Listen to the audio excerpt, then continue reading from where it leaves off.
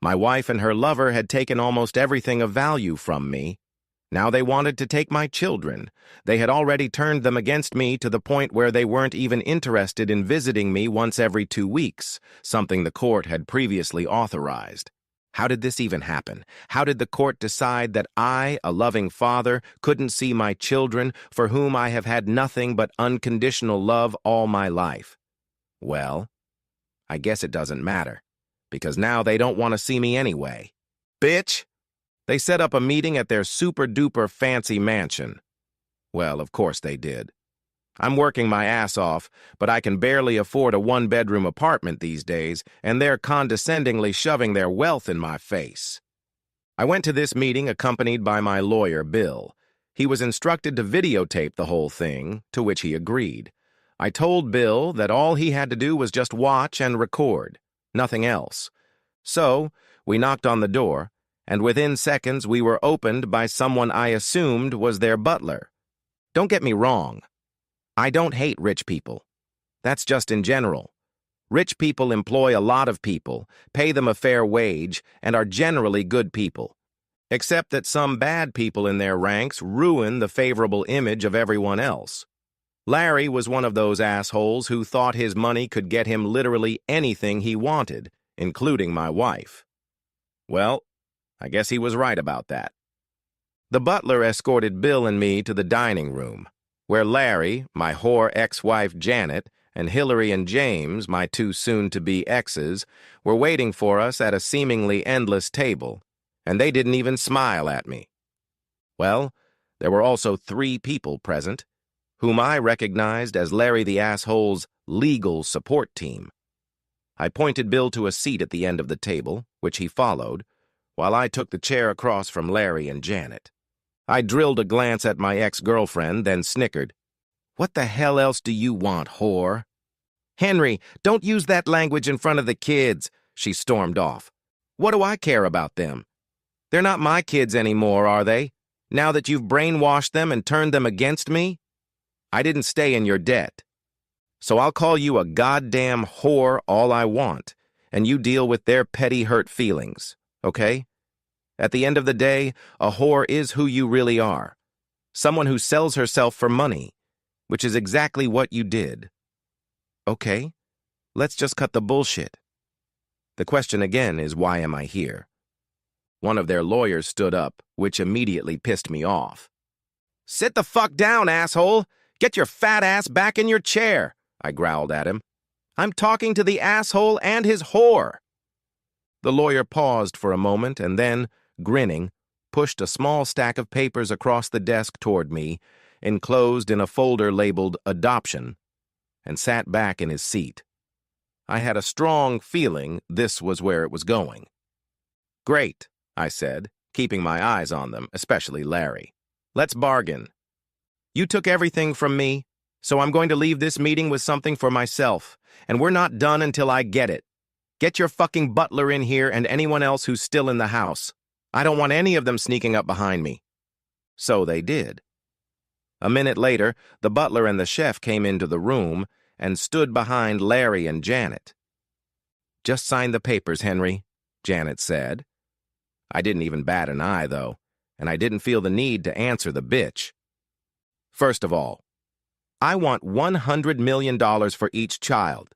That's my price for giving up my children," I announced my condition. Larry just laughed gleefully, as if he'd heard a funny joke. "I'll give you $100,000 for both of them," he laughed and waved his hand nonchalantly. "Nope, that's unacceptable." I shook my head negatively. "Okay, I'll make a discount in my offer. $25 million each, subject to payment in bitcoins, right here and now." I could see by the elongated faces of my children that they were stunned that the value of their lives had been reduced to a simple financial transaction. When the initial shock passed, Hillary stared at me with a strange expression, while James seemed to decide he didn't care. Larry laughed again. "Well, no way, Henry. Why should I pay you at all? I'll just wait until they're of age and make up their own minds." Well, that's it. My first course of action didn't work. So I'm going to have to go with Plan B. I took a piece of paper out of my backpack and put it on the table. It had only a simple QR code on it and the bank's routing number, which included the account number. This is the address of my Bitcoin deposit, as well as my bank account number in the Cayman Islands, and I imagine you'll be using at least one of them very soon. Who's the woodpecker who planted the documents on me? That's Elliot, one of my lawyers, Larry said smugly. I had no choice. Backup Plan B was my last chance to retain some modicum of dignity. Elliot, do you have a family? I asked kindly. My question caught him off guard and surprised him a little. Yes, I do, Elliot answered after a pause. Okay. You have 30 seconds to call them before I wipe that smirk off your face forever. Time's up. He decided I was bluffing and spent the entire 30 seconds condescendingly looking at me, with his unchanging, stupid smirk on his face. When the seconds were up, I put my hand behind my back, pulled my SIG P32019mm from my belt, pointed it at Elliot's head, and pulled the trigger. Naturally, from a couple of meters away, I didn't miss. Janet and Hillary jumped and squealed as the shot rang out and Elliot's head snapped back, then clattered to the table with a thud, a pool of blood spreading underneath it. "Phone's on the table! Fast!" "All of them!" I shouted, pointing my gun at those sitting on the opposite side of the table. The whole group turned pale. The phones appeared almost instantly in front of everyone except the kids, who were sitting in complete prostration. "This includes you, Hillary and James. Immediately!" They did as ordered. Bill, on the far side of the table, started to say something, but I pointed the gun at him and reminded him of his only function for the day. He quickly shut up. "Now the price has gone up to $30 million each because bullets are very expensive these days. In Bitcoins!" I shouted. "You're out of your mind! I'm not going to—" Larry exclaimed, before the gun cold-bloodedly spat out another bullet into the asshole's right shoulder, and his protest was drowned out by screams of pain and fear. Everyone in the room jumped again at the sharp sound of the gunshot. "I told you before I'm going to get what I want out of this negotiation. I suppose you still think you have the stronger position, so let's continue the exchange and see if that impenetrable position works in your favor," I said, examining the weighty argument in my hand, then fixed my heavy gaze back on Larry the Jerk. "So the price is now $35 million. For each of them," I nodded toward James and Hillary, who were huddled together in their seats. "I know you can afford it because they're very deep. Your last published net worth was $4 billion.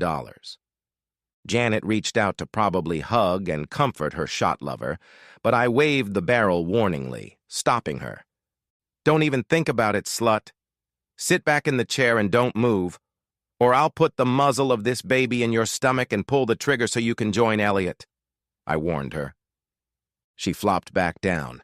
"Listen," a second lawyer interjected. I interrupted him. "Can you give me the money I want, right here, right now?" I demanded of him. "No, but," he admitted. As soon as it came off his lips, I shot him in the head. The asshole's nameless defender joined Elliot in the same pose, woodenly resting his forehead on the countertop. "My current asking price is $40 million. The clock is ticking, so think fast." "Well, is there anyone else who wants to waste my time?" I asked, glancing around the thinning lineup of opponents at the table across the table. "I can't transfer Bitcoins, but I can do a wire transfer. Do you have an account where I can send the money?" Writhing in pain, Larry groaned. I pointed to a piece of paper on the table with the numbers of my bank account in the Cayman Islands. "How long will it take?" I asked. "I have to talk to my bank representative to authorize such a large transfer. It shouldn't take more than an hour." "That's great. Go ahead. Make the call. Tell them whatever you want, but if the police show up here, I've got enough bullets for everyone here. Plenty. Do I make myself clear? All right, go ahead. Put it on speaker." Larry found the number of the right person at the bank from his phone's contact list and pressed the call. "Larry, it's good to hear from you," said the deep male voice on the other end of the line. "Alex, I'm in a jam and I need to transfer some money from my account urgently." "How is your mom?" After a short pause, Alex asked a question. Is that a secret question? I asked the asshole, squatting in his chair and staring at me sullenly. If it is, just tell him the truth. Alex, I got a gun here, pointed at my head. 2 of my lawyers are dead, and I have a bullet in my shoulder. So, yeah, I'm under duress. Unless you wire $80 million to an account number that I dictate to you. I'm afraid I'm going to join them, Larry told his confidant with some difficulty. Alex, I cut into the conversation, you have 57 minutes to transfer the money to my account and not a minute more. No delays? Do you understand? 1 minute, Alex replied before putting the conversation on hold. I bet your shoulder is starting to hurt like hell, isn't it, Larry? I smirked. Yes, it is, he hissed. Very good. Well, I'm not as weak as you thought, am I? You're right. I certainly underestimated you, Henry, he muttered. Don't worry, Larry, I said, stretching my lips in a sardonic grin. As soon as the money's in my account, I'll leave you to your misery. You'll have plenty of time to think about whether destroying someone else's family was worth all the money and trouble. You know, said Larry, Richard had a family just like Elliot's. Really? I guess that just proves that any contact with you can cost someone their family.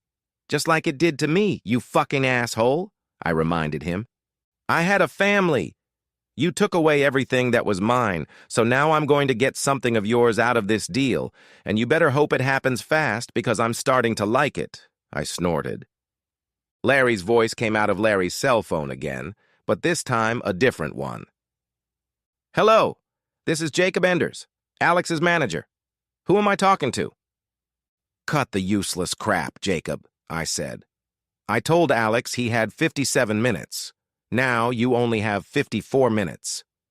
If you say it takes 1 second longer than that to transfer the money I need, I'll put a bullet in Larry's head just like I did with his 2 blood-sucking lawyers.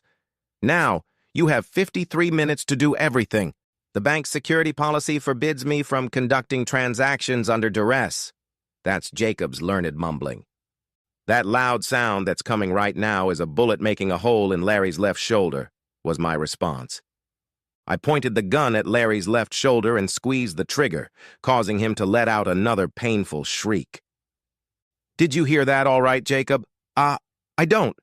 Just a reminder you have, only 52 minutes left. How's that for a policy? I said loudly.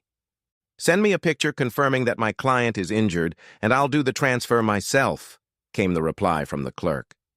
I took Janet's cell phone, snapped a close-up picture of Larry, and snapped a general panorama of the conference table with the kids at one end and a couple of dead lawyers at the other. I forwarded both pictures to Jacob. Then, from my phone, I sent a text message. Yes, sir. Where do you want the money sent? Jacob responded readily, seeing that I meant what I said and meant it. Larry dictated my account number and Jacob repeated it, confirming the correct sequence of numbers. 48 minutes, I reminded them both just in case. Does it matter which account it comes from? Jacob asked. First of all, from any of my personal accounts. No transfers from any of the payroll accounts, Larry replied. I figured the hired help in his mansion was just earning a living. They were both trying to keep a low profile now, almost blending in with the wall. Hey, you two! Butler and chef, I'm telling you. Sit over there and relax, I commanded them, pointing my gun to the side. Unless you do something stupid, you'll see your families tonight, and so will Bill. For everyone else, including my former children. It's fair game. They sat down where I told them to sit. Hillary started to sob. But Daddy... But I ignored her. Jacob, I said. When this is over and Larry tells you where he is, make sure you call the ambulance and the police. He's starting to spill over the table, I laughed. What's so funny? A pissed-off Janet snapped at me. That asshole! He thought I couldn't touch him. He thought, ha, that he was, ha. Oh my God, that he was pulse improbable. Ha. Damn, that was so funny I couldn't help myself. I don't think Janet thought it was as funny, but I didn't care. Translation complete. Give the computers 5 to 10 minutes to get the money into your account. Jacob's voice came from the phone again, and from the tone of his voice, he sounded relieved that he'd gotten the job done quickly. We'll wait. Stay on the line, I said briefly. Jacob asked, trying to make conversation. While we're waiting for the results, may I ask what caused this? Did you get up on the wrong side of the bed today? Or did they serve you cold coffee? Why are you doing this? Funny you should ask that, I said. Well, until a couple months ago, I was happy. I had a loving wife and 2 children I adored, a beautiful home, all the things we work for. Then, one day, I come home and find half the house empty and my so-called loving wife. I emphasized that couple of words sarcastically, sitting at the table waiting for me with divorce papers. You can imagine, she said. She's fallen in love with old Larry, and she's taking the kids, my kids, with her, and there's nothing I can do about it. And today, they scheduled an audience at their mansion, where they showed me the adoption papers to take my family away from me completely. So now, Jacob, we're discussing what price Larry will pay for my children. But you killed 2 people and... Well, I wouldn't say that, I interrupted him. It was just a couple of Larry's pompous minions who thought their shit didn't stink. Don't you agree that the world would be a better place if there were fewer lawyer leeches? By the way, we still have one left. He's over there at the table, but he's as quiet as a fish, just sitting there keeping his head down. My phone beeped, confirming that the money had been deposited. I sent another text message. At the same time, there was a noise somewhere in the background, growing louder by the minute. You do realize that we'll get that money back, and you'll be arrested and charged with murder, right? Jacob asked, invisible from here. It cost me 10%, but someone's been waiting for this transfer and a deposit at my bank. I grinned wryly. They've already deposited the money into several other accounts, so it'll be a while before you can get on the trail, and by that time I'll have transferred it again, or spent a lot of dough. We'll see. As for the murder, we'll see. I tucked the phone into my pocket and glanced out the window at the backyard, where a silver-eyed dragonfly was waiting for me. Okay, I should get going. I'd say it was fun, but... Oh, well, yeah, it was really fun. I grinned. Bill, I made a final appeal to my lawyer, who, as agreed, was keeping a continuous record of what was going on. Save that video somewhere in the cloud, but make sure you give a copy to the police. I'd hate to waste their time with an unnecessary investigation when everything that happened here was filmed in perfect quality. Then, if you want, you can post it on one of the pay sites and make some money off of it. You have my permission. I'll get my own copy when I'm ready and send you your fee for today's work. It took me a few seconds to sign the adoption papers. After all, Larry had paid me fairly for my former children, even if he had to use a kind word and a gun to do it. What kind of person would I be if I didn't keep my end of the bargain? Wishing everyone there a pleasant and happy life, I walked briskly out the back door to the chartered Robinson R-22 Beta 2 squared helicopter waiting for me on the lawn. On the way out, I stuffed my cig back into my backpack so as not to unnerve the pilot. I climbed into the cockpit and told the pilot to take me to a small private airport about 100 miles out of town. As we lifted off the ground and soared into the blue sky, I noticed a string of police cars with their red and blue flashers on, rushing toward Larry's mansion. I asked the pilot to keep a low profile and stay off the radio, and he reluctantly followed my strong advice after I offered him an extra $15,000. Why not? I could afford it now. Not an hour later, we landed in the right place, and I immediately sent the pilot the promised money using Zelle cubed from one of my new accounts. At the airport, I got lucky. A group of guys were getting their planes ready to fly to Mexico on the famous Burger for 100 to the 4th power system. I found one of them, who was flying his Cessna 182 without a partner, and introduced myself to him, telling him I was heading south, away from my ex-wife and her rich boyfriend. He agreed to take me on board, in exchange for helping me with fuel costs. After a quite pleasant flight, during which we chatted about everything but my wife, we landed in the land of sombreros and cacti, and he refueled his plane. My share of the fuel costs amounted to a mere $250. Fortunately, his bank account was also set up with a Zelle system, so I wired him $25,000, telling him that as a thank you, I added a little more over the agreed-upon amount so the guy could take his wife and 3 daughters out to dinner. I'm sure he'll be quite surprised later when he checks his balance. From there, I arranged another private flight to a country whose laws don't provide for extradition to the States, and where I could start my life over with brand new papers. It's not hard when you have a little over $70 billion at your disposal. Epilogue. I'm sure that as the end of the story goes, you might expect me to have lived happily ever after with a beautiful new wife, family, house, and so on. Well, by and large, you'd be right. Soon after I got a place to live, I hired a cleaning company to clean my apartment. You know, make the bed, wash the dishes, do the laundry, scrub the floors. In short, do all the things a rich bachelor doesn't want to do 7 days a week. One day I met Consuela, the woman who cleaned my apartment, and was so enchanted by her that I asked the company to make her my permanent head housekeeper, which cost me a little more each month, but it was worth it. She was several years younger than I was, and although others may not have thought so, I gave her all 10 points in my classification of female beauty, and the charm of her personality gave this woman a special allure. At the time we met, Connie was a single mom with a 1-year-old and a 3-year-old in her arms, struggling to make ends meet. Since I'm actually a really nice guy, I couldn't help her. 100 extra bucks here and there made a difference in her life. Then one day, when I got home, I found a naked Connie already waiting for me, standing there with a glass of cold beer in her hand. Let's just say her prominent milky assets, which defied Earth's gravity in a daring way, looked far tastier than any beer. Connie asked if I'd mind if she gave me a hand wash in the shower first before cleaning my apartment.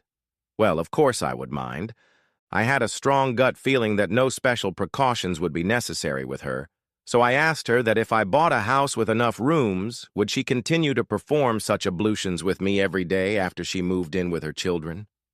Without much thought, she happily agreed, and that's how we started living together. A couple months later, one evening, Consuela snuggled on my lap, hugged me, and asked if I would hire someone else to clean the house.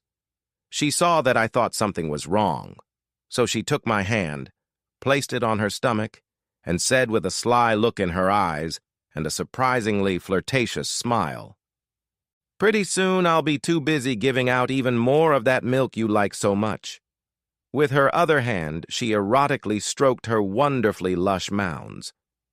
I took her transparent hint and let this woman do whatever she thought was right for our home and family. 7 months later, baby twins came into our family, whom we named Kelsey Marie and Olivia Renee. Eduardo was thrilled to have little sisters, and Nicholas was too young to realize it himself. At another doctor's appointment, I made sure to stop with the offspring that Connie and I already had. We did get married, after all, and I eventually told her my story. At first, Consuela thought I was making it all up, until I showed her some news stories on the internet. Anyway, I was relieved that my past didn't affect my relationship with her. We didn't throw around money left and right or live a flashy life, even though we had millions in the bank, but I made it my life's mission to make sure Connie had the kind of life she dreamed of. And that wasn't even so much about money as it was about proper care and nurturing for her aging mother and father. As they say, happy wife, happy life. In the end, I got what I had always dreamed of. I had a wife who loved me, my twin babies who could twist ropes with me, Connie's wonderful children who genuinely loved me, and a reasonably comfortable life. Well, it's also true that I had a few nightmares about slapping those lawyers, Larry the asshole's henchman, but that was a small price to pay. Speaking of nightmares, I read one of those tear-jerker stories online from the social media about Larry and his family and how they've been coping lately. It seems my former children are still in therapy to help them cope with the stress, while Janet is constantly haunted by the fear that her ex-husband, i.e., me, will suddenly reappear, possibly with a shotgun in his hands. As for fucking Larry the shithead, he's had some shoulder problems for a while, but thanks to the efforts of a whole platoon of hired medics and physical therapists, sooner or later he should regain most of the strength in his arms. Though not completely. I don't really care if they're happy, though. What I paid Connie's little brother to do was sign a few times a year in scrawled letters and send Janet postcards that said, "I know where you live. Maybe today is the day I'll come back." Has no bearing on my good guy status in my wife's eyes. To tell you the truth, Consuela couldn't imagine that her brilliant younger brother would ever cross the threshold of a university, let alone enroll and attend one without having trouble paying all the expenses. Anyway, in the end of this story, you get what you expected from the epilogue. We really did live amicably, happily ever after.